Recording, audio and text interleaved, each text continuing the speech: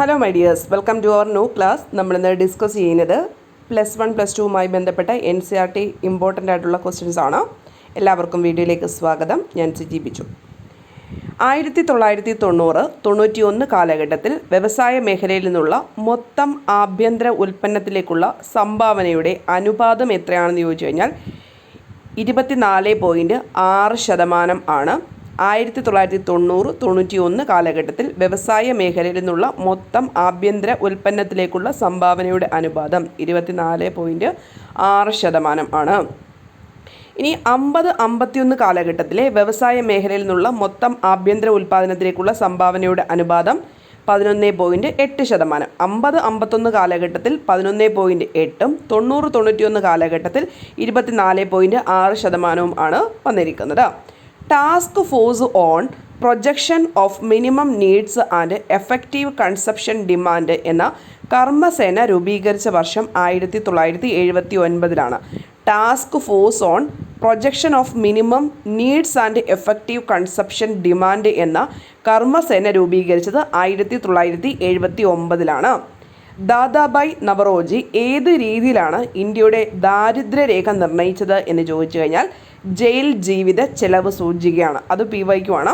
ദാദാഭായ് നവറോജി ഏത് രീതിയിലാണ് ഇന്ത്യയുടെ ദാരിദ്ര്യരേഖ നിർണ്ണയിച്ചത്? ജയിൽ ജീവിത ചെലവ് സൂചികയാണ്.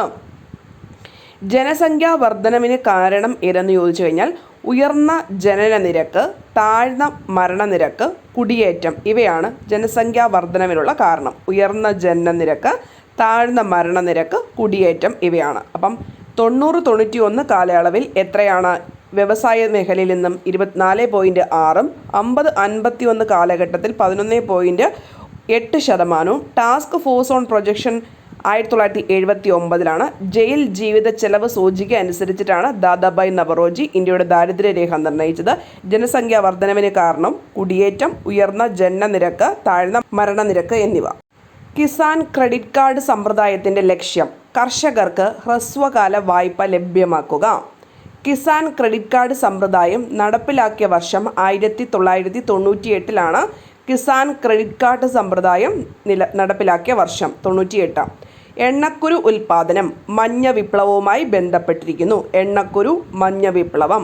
പഴങ്ങൾ, ആപ്പിൾ ഉൽപ്പാദനം എന്നിവ സുവർണ വിപ്ലവവുമായി ബന്ധപ്പെട്ടിരിക്കുന്നു. പഴങ്ങൾ, ആപ്പിൾ ഉൽപ്പാദനം, സുവർണ വിപ്ലവം. വളങ്ങളുടെ ഉൽപ്പാദനമാണെങ്കിൽ എന്താണ്? Grey revolution. ഇപ്പം കിസാൻ ക്രെഡിറ്റ് കാർഡ് എന്താണ്? കർഷകർക്ക് ഹ്രസ്വകാല വായ്പ ലഭ്യമാക്കുക. കിസാൻ ക്രെഡിറ്റ് കാർഡ് സമ്പ്രദായം നടപ്പിലാക്കിയ വർഷം 1998. എണ്ണക്കുരു ഉൽപ്പാദനം മഞ്ഞ വിപ്ലവവുമായി ബന്ധപ്പെട്ടിരിക്കുന്നു. പഴങ്ങൾ, ആപ്പിൾ ഉൽപ്പാദനം സുവർണ വിപ്ലവം. വളങ്ങളുടെ ഉൽപ്പാദനം ഗ്രേ റവല്യൂഷനുമായി ബന്ധപ്പെട്ടിരിക്കുന്നു. മൊത്തം ആഭ്യന്തര ഉൽപ്പാദനത്തിൻ്റെ എത്ര ശതമാനമാണ് മത്സ്യസമ്പത്തിൻ്റെ സംഭാവന എന്ന് ചോദിച്ചാൽ 1.4%. മൊത്തം ആഭ്യന്തര ഉൽപ്പാദനത്തിൻ്റെ എത്ര ശതമാനമാണ് മത്സ്യസമ്പത്തിൻ്റെ സംഭാവന? 1.4%. 1960, 2002 കാലഘട്ടത്തിൽ രാജ്യത്തെ ക്ഷീര ഉൽപ്പാദനം 4 ഇരട്ടിയിൽ അധികമായി വർദ്ധിച്ചതിന് കാരണം ധവള വിപ്ലവം ആണ്. 4 ഇരട്ടിയിൽ അധികമായിട്ട് ധവള വിപ്ലവം. 1960 മുതൽ 2002 വരെയുള്ള കാലഘട്ടത്തിൽ മൊത്തത്തിലുള്ള പാലുൽപാദനം 4 ഇരട്ടിയിലധികം വർദ്ധിച്ചതിന് കാരണം ധവള വിപ്ലവം ആണ്.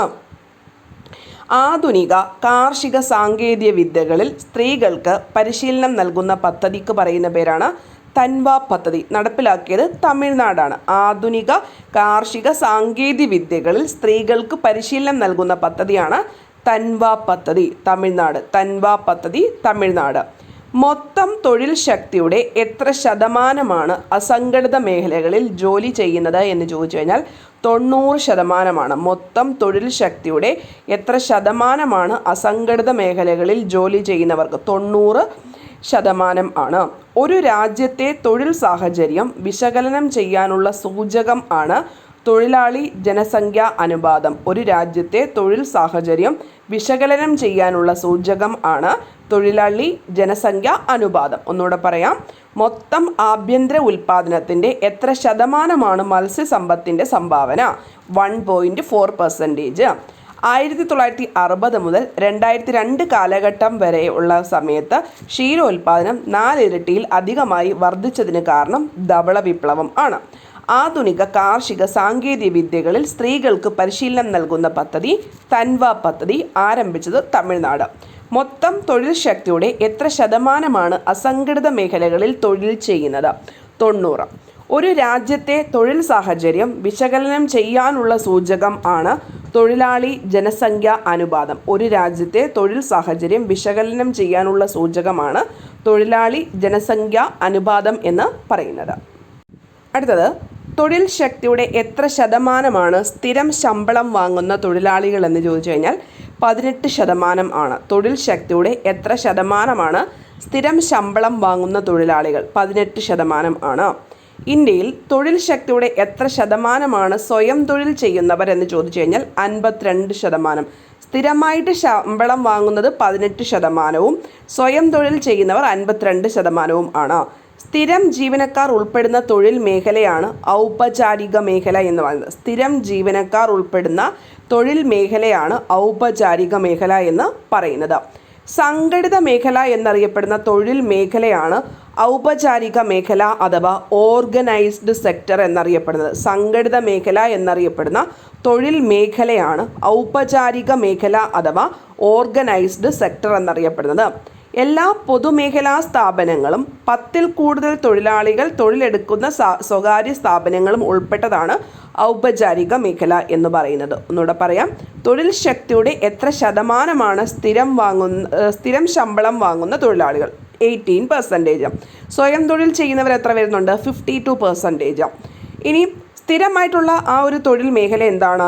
ജീവനക്കാർ ഉൾപ്പെടുന്നത് ഔപചാരികം ആണ്. ഈ ഔപചാരികത്തിനകത്ത് 10-ൽ കൂടുതൽ തൊഴിലാളികൾ തൊഴിലെടുക്കുന്ന സ്വകാര്യ സ്ഥാപനങ്ങളും എന്തിനകത്ത് വരും? ഔപചാരിക മേഖലയ്ക്കകത്ത് വരുന്നുണ്ട്. ഇവയെ എന്തുകൂടെ അറിയപ്പെടുന്നുണ്ട്? സംഘടിത മേഖല എന്നും അറിയപ്പെടുന്നുണ്ട്. അപ്പോൾ ഈ കണ്ടൻസ് ഒക്കെ നമുക്ക് +2 വരെയുള്ള എക്സാംസിനകത്ത് വളരെ സിമ്പിളായിട്ടുള്ള കാര്യങ്ങളായിട്ട് വരുന്നുണ്ട്. നമ്മളിതിൻ്റെ PDF ഒക്കെ ഇപ്പോൾ അവൈലബിൾ ആണ്. 99 റുപ്പീസിനാണ് അവൈലബിൾ, ഓഫർ റേറ്റിൽ അവൈലബിൾ ആയിരിക്കുന്നത്. 1000 ഇമ്പോർട്ടൻ്റ് ആയിട്ടുള്ള ചോദ്യങ്ങൾ, അതിനകത്ത് ഹിസ്റ്ററിയും ജോഗ്രഫിയും IT-യും കോൺസ്റ്റിറ്റ്യൂഷനും എക്കണോമിക്സും എല്ലാം വരുന്നുണ്ട്. GK ഓറിയൻറ്റ് ചെയ്തിട്ടുള്ള NCERT കണ്ടൻറ്റ്. ഇനി അതുകൂടാതെ നിങ്ങൾക്ക് ഡിഗ്രി ലെവലൊക്കെ ഫോക്കസ് ചെയ്ത് നന്നായിട്ട് പഠിക്കുന്നവരൊക്കെ ആണെങ്കിൽ നമ്മൾ ചാപ്റ്റർ വൈസ്ഡ് ആയിട്ട് 80 ചാപ്റ്റേഴ്സ് സെലക്ട് ചെയ്തിട്ടുള്ള 80 ചാപ്റ്ററിൻ്റെ PDF-ഉം അവൈലബിൾ ആയിരിക്കും, വോയിസ് നോട്ടും അവൈലബിൾ ആയിരിക്കും, പോളും അതത് ദിവസം വൈകുന്നേരം നടത്തുന്നതായിരിക്കും. അപ്പോൾ ആ ഒരു കോഴ്സിനാണെങ്കിൽ ഇപ്പം നമുക്ക് 199 ആണ് വന്നിരിക്കുന്നത്. അപ്പം 1000 ഇമ്പോർട്ടൻ്റ് ചോദ്യങ്ങൾക്കാണെങ്കിൽ നിങ്ങൾ 99 രൂപയാണ് പേ ചെയ്യേണ്ടത്. ഇനിയും അതിന് PDF മാത്രമേ ഉള്ളൂ. അത് നിങ്ങൾക്ക് അപ് ടു +2 വരെ അത്രയും മതിയായിരിക്കും. ഈ ഡിഗ്രി ലെവൽസൊക്കെ ഫോക്കസ് ചെയ്യുന്നവർക്ക് നന്നായിട്ട് ഓരോ ചാപ്റ്ററും പ്രധാനപ്പെട്ട വേണ്ട കാര്യങ്ങൾ നമ്മൾ 80 ചാപ്റ്റേഴ്സ് എല്ലാം കൂടെ ചേർത്തിട്ട് ഓരോ ചാപ്റ്റർ വൈസായിട്ട് അതിൻ്റെ PDF-ഉം വോയിസ് നോട്ടും പോൾ എല്ലാ ദിവസവും രാത്രിയിൽ പോൾ, അതായത് നമുക്ക് പഠിച്ച കാര്യങ്ങൾ ഓർമ്മയിലുണ്ടോ എന്നറിയത്തക്ക രീതിയിലുണ്ട്. അതിന് 199 ആണ്. അപ്പോൾ താല്പര്യമുള്ളവർ ഈ നമ്പറിൽ മെസ്സേജ് ചെയ്താൽ മതി. താങ്ക്